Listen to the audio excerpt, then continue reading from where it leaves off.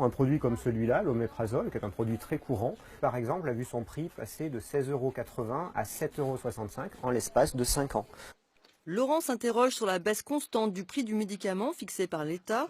Comme ses confrères, 80% de sa rémunération vient de la vente des médicaments remboursés. C'est la base du métier.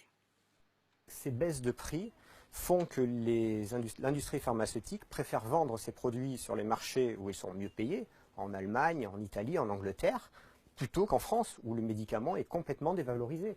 Et par exemple, vous voyez, sur une journée, moi j'ai 2 pages de produits manquants, rien que sur une commande. Tous les jours, ces produits, et ça ne concerne que ma pharmacie. Je ne peux pas me réapprovisionner. Cette baisse des prix sur les médicaments remboursés est une volonté de l'État.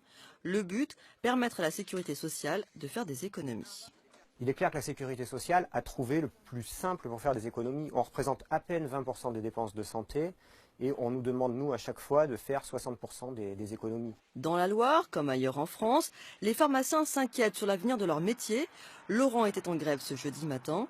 Il a rejoint ses confrères, plus d'une centaine, devant la caisse d'assurance maladie de Saint-Étienne.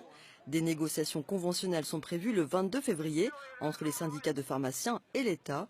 Les manifestants entendent faire pression d'ores et déjà sur le gouvernement.